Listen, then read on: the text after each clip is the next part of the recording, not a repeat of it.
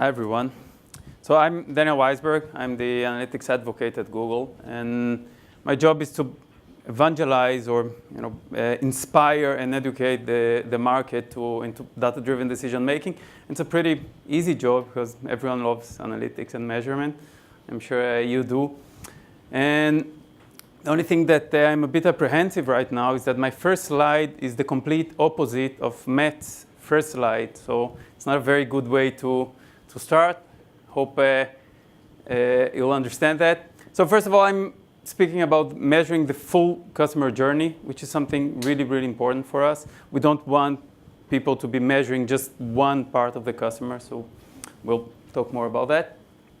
And of course, the future is here, or the future as we envisioned it. We have wearable computing. We have self-driving cars, which is something amazing, and it opens so many opportunities. We can now stop driving and do something else. There will be less accidents. And Google Fiber, which is super speed internet, and personal assistants, which is Google Now, and Matt spoke about that as well.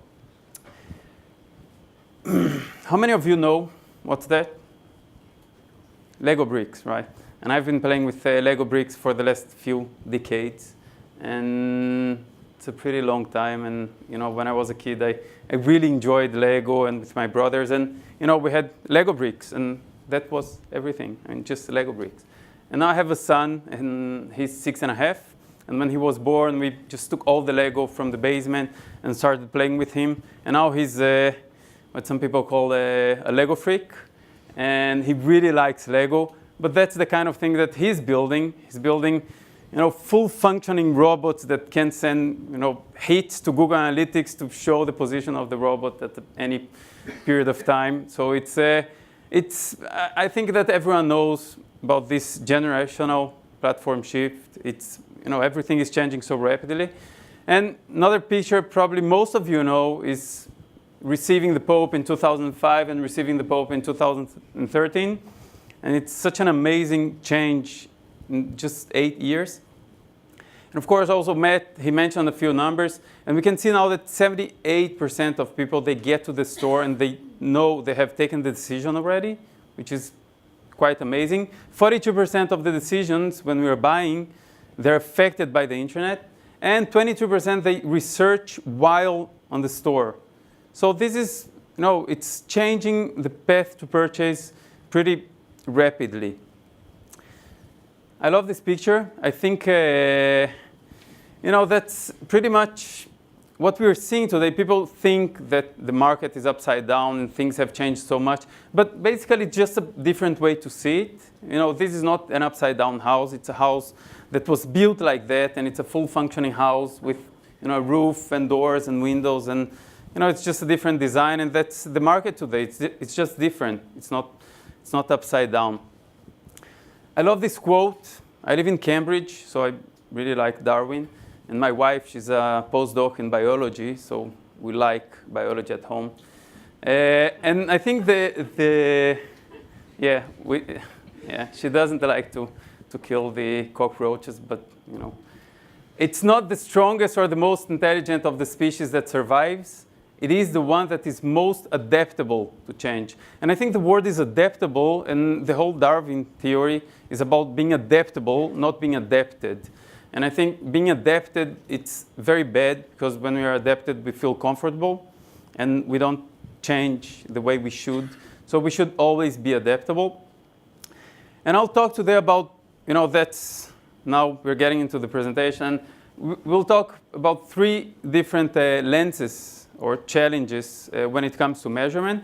First one is holistic measurement, which is the customer and looking at the customer across different devices. Full credit measurement, which is looking at different channels and how they bring value to us. And active measurement, which is a very difficult thing, which is to unify and being active about measurement and optimization. First of all, holistic measurement, and I would like to start with a video, if we can play that. Welcome to NFL Network's playoff coverage. We have plenty to talk about as the race.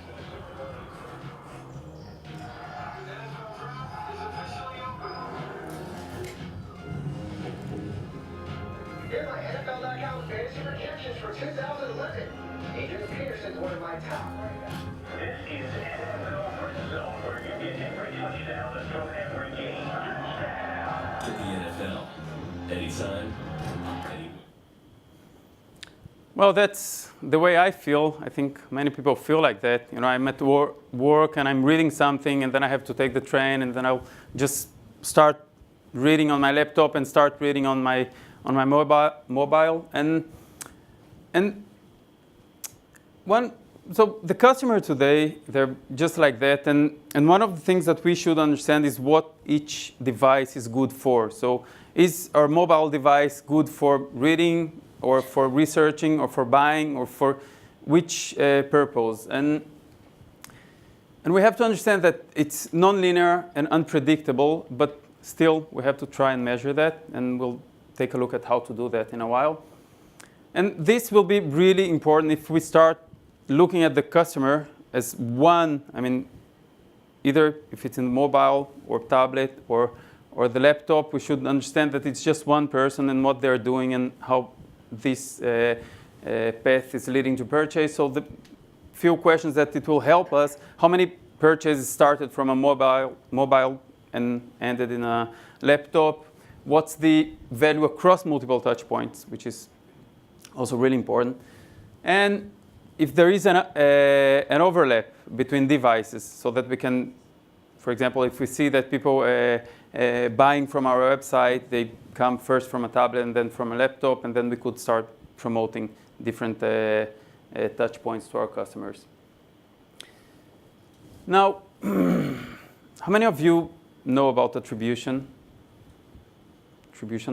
modeling? Okay, so attribution is basically trying to understand how each channel brings value to our website. So for example, if we advertise on Google and people come through Google, but they do not buy right away, and then it will take them another week, and they will come again through display, and then they will come again through email because they sign up for an email newsletter. We should understand how each of these channels brought value to the website. And we can see that 72%, we did a research, and 72% of marketers, they think attribution can help them make better decisions. And 44% of marketers, they're not using attribution at all. So it's a very important subject. And just to mention two of the different types of attribution. First of all, there is cross-channel media mix, which is what I just mentioned. Someone comes through search, and then display, and then email. So those are different channels, so we're talking about cross-channel.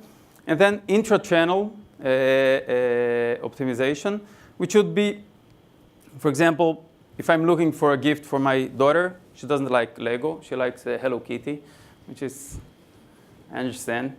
And I would look, for example, for Christmas gifts, and then I'll look, I'll find a store with a few, T-shirts and whatever Hello Kitty products. And the next time I come, I want to look for Hello Kitty Christmas gifts. I would look for, the store name, so it would be a branded search. And we should understand each channel, how people are coming back and what they're looking for.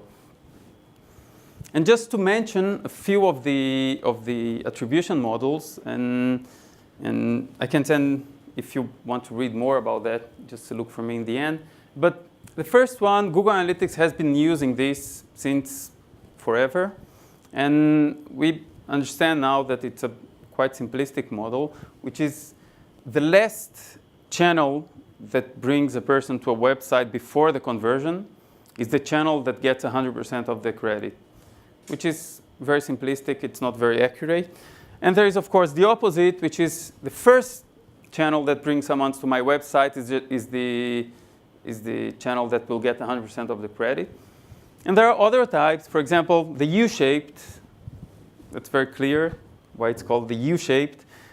The first and the last one, they get a lot of credit. And the ones in the middle, they will get just a little bit of credit. And maybe the one that I like the most is the one time decay. And it's not illustrated here, but it would look like that. So the farthest from the purchase, the lowest the credit that you will get. So the people that bring the conversion to the website will get a lot of credit, and the other channels will get less credit. Just see if I'm. The question is a very hard question. Which model is right for you? And that's a very hard question to answer. And I would like to suggest that you go into Google Analytics next time, when you get to the office tomorrow, and take a look. We have a feature that allows you to compare between different models and see which one is the best for you. But it really, you have to ask very hard questions like, what's the life cycle of, for example, if you're a travel company, how long does it take for people to make decisions, right? Because, for me, it takes 2 weeks and more. And one of the things that we just launched 2 weeks ago, I think, it's called the data-driven attribution model, which is just for premium, not trying to sell anything, but Google Analytics Premium. And what it does is that Google uses an algorithm to decide which is the best attribution model for you.